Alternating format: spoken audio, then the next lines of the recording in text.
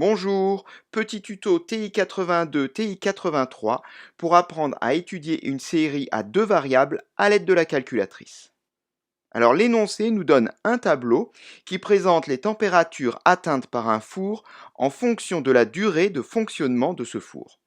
La première étape consiste donc à afficher le nuage de points et pour cela, eh bien, on va saisir sur la calculatrice successivement toutes les valeurs prises par la variable durée, donc les xi, et toutes les valeurs prises par la variable température, donc les yi. Alors pour cela, on va dans Stat et on choisit Modifier.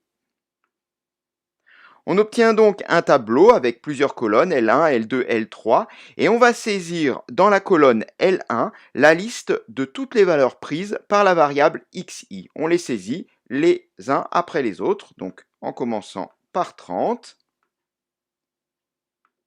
35, 40, 45, 50, 55 et 60. Ensuite, on se décale pour saisir toutes les valeurs prises par la variable yi, donc les températures, dans la colonne L2. 50, 65, 75, 90, 115,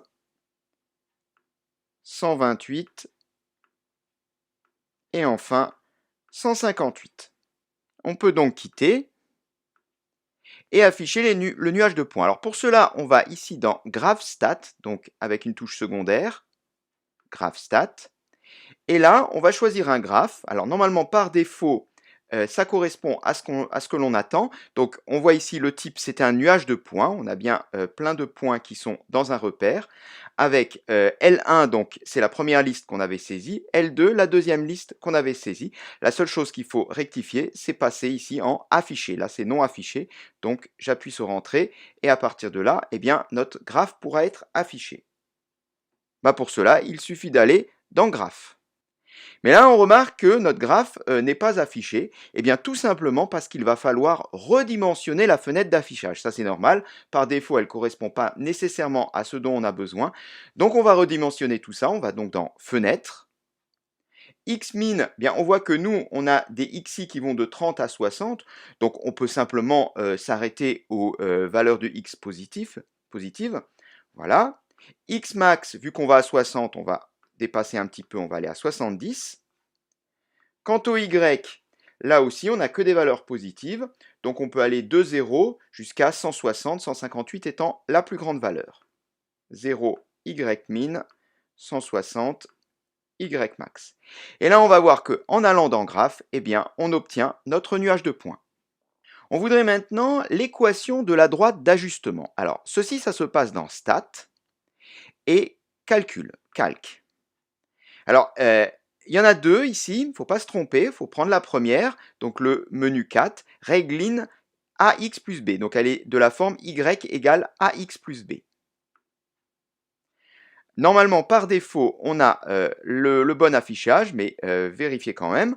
Donc pour la première, L1, pour la deuxième liste, L2, on descend jusqu'à calculer et on va obtenir l'équation de notre droite d'ajustement. Voilà, elle est donc de la forme y égale ax plus b avec a égale à 3,5 et b environ égale à moins 60. Reste maintenant à tracer la droite d'ajustement sur le nuage de points. Ceci, ça se passe ici, donc dans la fonction graphique. Et on va ici appeler l'équation de la droite d'ajustement. Alors pour cela, il faut aller dans var, puis choisir 5 statistiques, et enfin récupérer l'équation, ici dans EQ comme équation. Voilà, c'est la première, équation règle, donc c'est notre droite d'ajustement, je la sélectionne, on voit ici donc qu'elle apparaît, on appuie sur Entrée, et on peut maintenant afficher le graphique en appuyant sur Graphe.